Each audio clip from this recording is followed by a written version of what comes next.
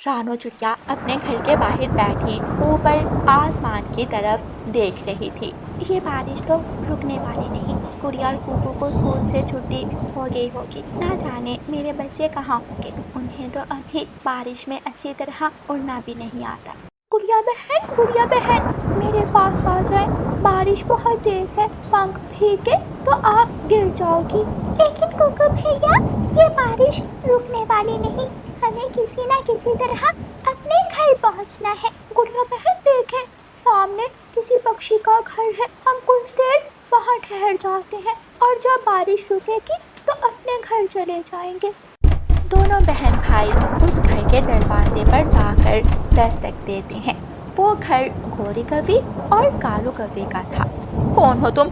आगे हमारी नींद खराब करने। हम अभी अभी सोए थे, चलो भाग जाओ यहाँ से। आंटी, हमारी मम्मा का नाम रानो चिड़िया है। हम जंगल की दूसरी तरफ रहते हैं। हम स्कूल में पढ़ने आए थे। बारिश शुरू हो गई। आप थोड़ी देर के लिए हमें अपने घर में ठहरने दें। ये मेरा घर है, कोई अनाथालय नहीं। चलो भाग जाओ यहाँ से, मेरे घर में जगह नहीं है।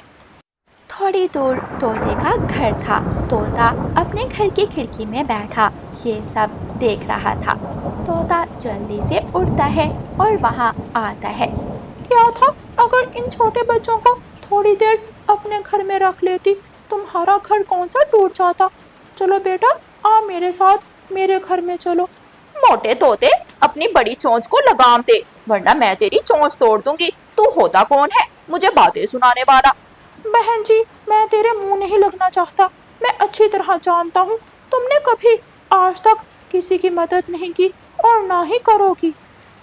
तोता गुड़िया और कुकू को अपने साथ अपने घर में ले जाता है। घर में पहुंचकर बच्चे बहुत खुश होते हैं। अंकल, मैं तो उड़ सकती थी, लेकिन मेरा भाई अभी छोटा है।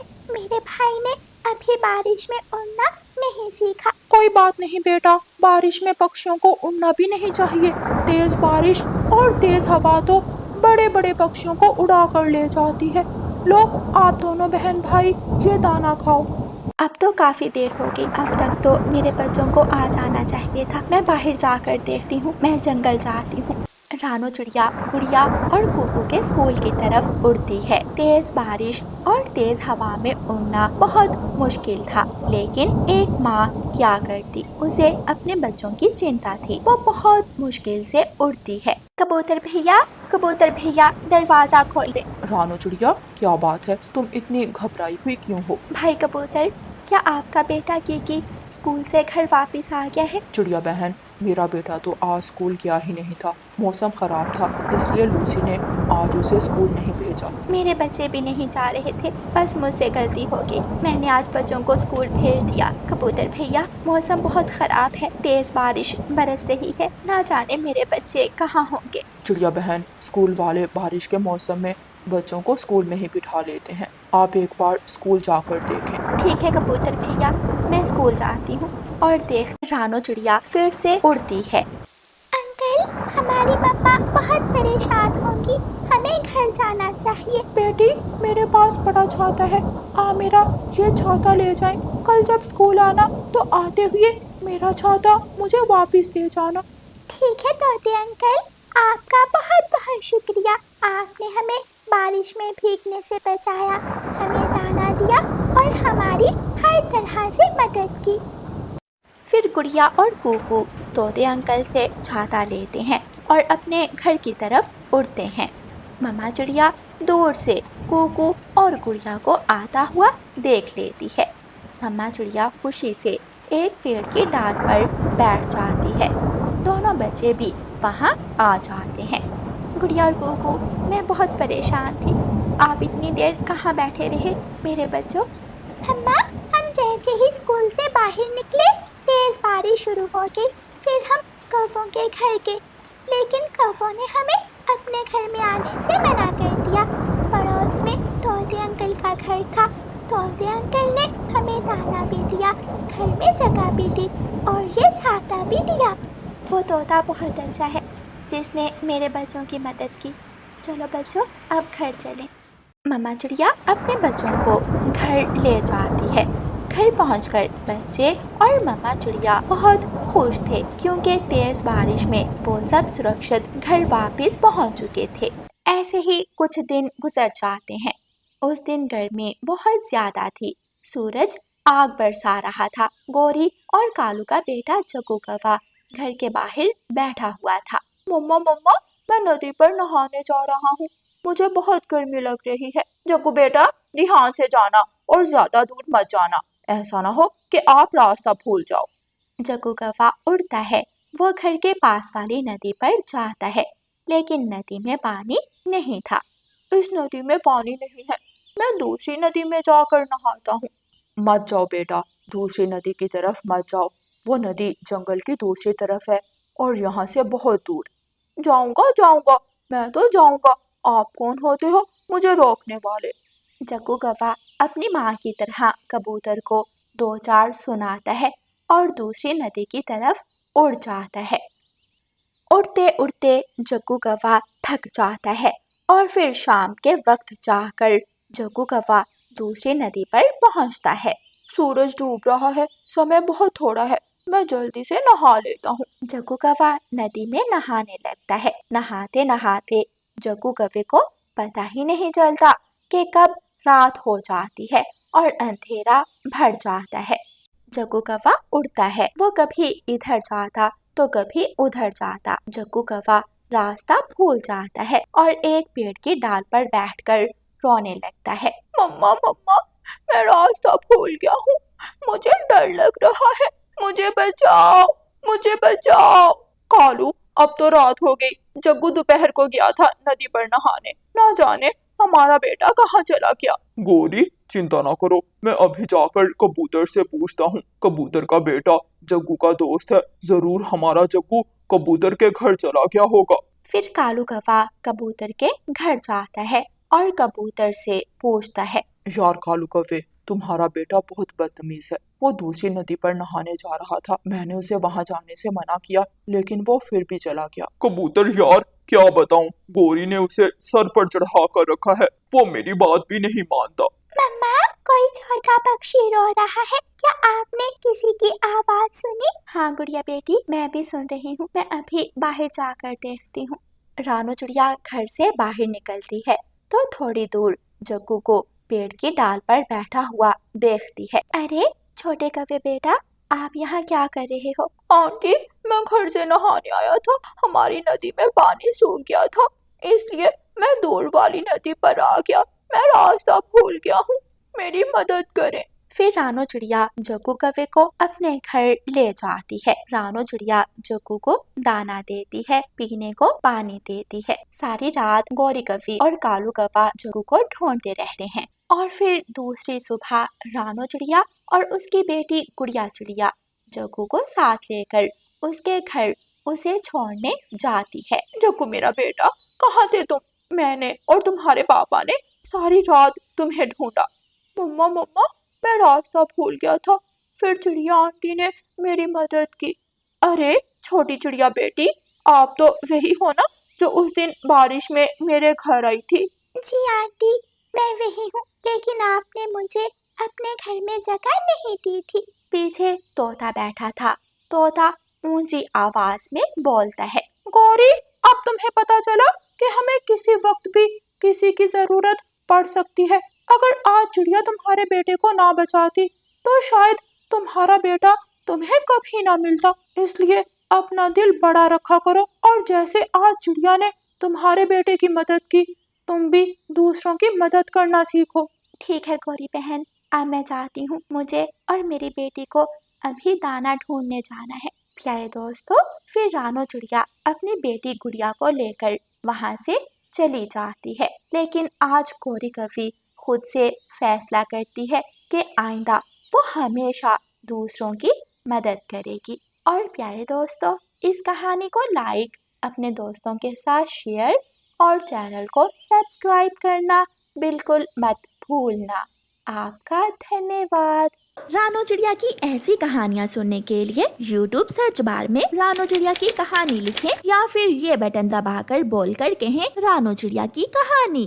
राजा तोते के घर एक बहुत ही सुंदर बेटे ने जन्म लिया था। सारा महल सजा हुआ था, म्यूजिक बज रहा था। सब गरीब पक्षियों को बुलाया जाए और उन्हें गिफ्ट्स तकसीम किए जाए। जो हुक्म तोते राजा। उल्लू सिपाही पक्षियों को बुलाने जाता है। सिपाहियों, गिफ्ट्स लाकर मेरे सामने रखो। सिपाही गिफ्ट्स उठाते हैं और लाकर मिठू राजा के सामने रख देते हैं। गरीब पक्षी भी आ जाते हैं। तोता राजा उन्हें गिफ्ट्स देता है। ऊपर वाला लंबी जिंदगी दे आपके बच्चे को, सदा सलामत रहे। सब पक्षी बारी बारी आते और तोते राजा को दुआएं देकर जाते। आखिर में गोरी और कालू कौवा आ जाते हैं। सब पक्षियों को बुलाया, सिर्फ हमें छोड़कर। ये कैसा अन्याय है तोते राजा। आखिर हमें क्यों ना बुलाया आपने? सब आपके नरम दिली और इंसाफ के गीत गाते हैं। क्या ये है आपका इंसाफ? तुम दोनों की इतनी हिम्मत। उल्लू सिपाही कालू और गोरी कौवे को मारने लगते हैं। फिर तोता राजा बोलता है, नहीं, रुक जाओ सिपाहियों, तुमने इनको क्यों नहीं बुलाया? वो हमें याद भूल गया था, माफ कर दे।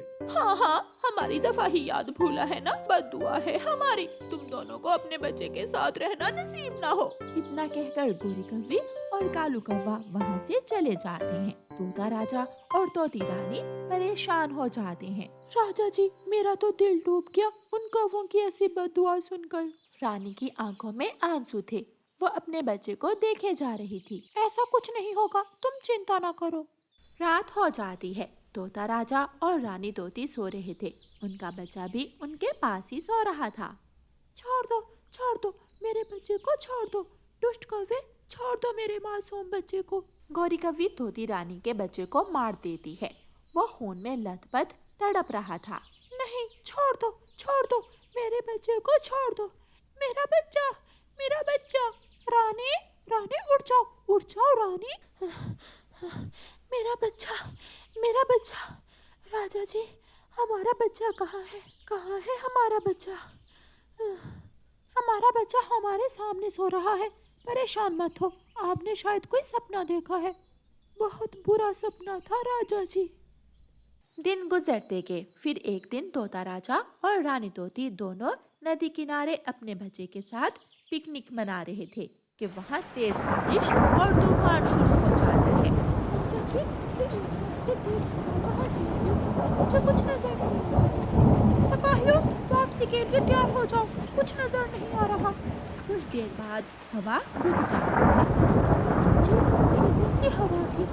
शायद कोई बगोला था। मेरा बच्चा। राजा जी, हमारा बच्चा कहाँ है? मुझे तो लगा वो आपके पास है। सिपाहियों, जल्दी से इधर उधर फैल जाओ और हमारे बच्चे को ढूंढो। रानी, आप अभी घर जाओ, हम जल्दी से मुन्ने को ढूंढ कर आते हैं। नहीं, मैं अपने बच्चे को लिए बिना घर नहीं जाऊंगी।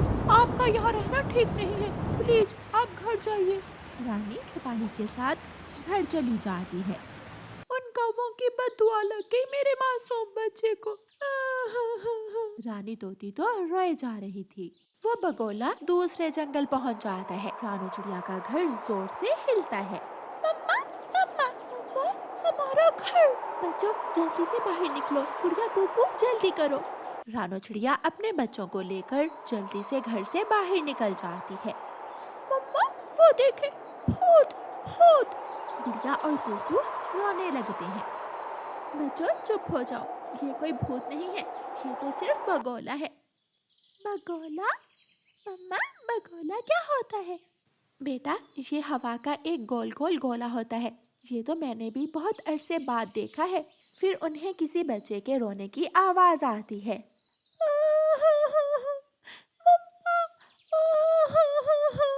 मम्मा, ये आवाज तो वहाँ से आ रही है।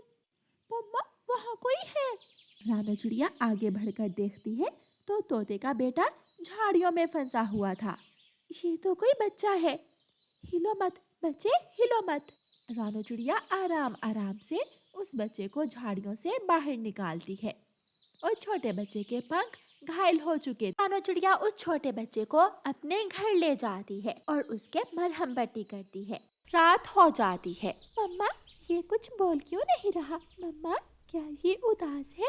मम्मा, क्या इसकी मम्मा इसे ढूंढ रही होंगी? कुकू और गुड़िया बेटी, तुम दोनों खाना खाओ, हो सकता है फिर ये भी खा ले। रानो चिड़िया तीनों बच्चों को खाना देती है, मगर छोटा पक्षी ना तो कुछ खा रहा था और ना ही कुछ बोल रहा था। तुम कितने सुंदर हो प्यारे पक्षी, अगर तुम खाना खाओगे तो हम सुबह तुम्हें तुम्हारे घर छोड़ आएंगे। फिर छोटा तोता राजकुमार खाना खाने लगता है। दूसरी तरफ रानी और राजा का रो रो कर बुरा हाल था। मैं खुद जाऊंगी अपने बच्चे को ढूंढने के लिए, ना जाने मेरा बच्चा किस हाल में होगा। सुबह हो जाती है। राजा तोता और तोती रानी अपने बच्चे को ढूंढने के लिए निकलते हैं। रास्ते में उन्हें चिड़िया नजर आती है जिसने छोटे तोते को अपने ऊपर बिठाया हुआ था। कुकू गुड़िया और रानो चिड़िया उनकी तरफ आ रहे थे। मेरा बच्चा, क्या ये आपका बच्चा है? मम्मा मम्मा। छोटा पक्षी अपनी माँ के गले लग जाता है। चिड़िया के लिए सोना चांदी लाओ, इसे माला माल कर दो, इसने हमारी खुशियाँ हमें वापस दी है। राजा और रानी अपने बच्चे को वापस लेकर जाने लगते हैं कि छोटा बच्चा कहता है, गुड़िया कुकू बाय बाय। बाय प्यारे दोस्त।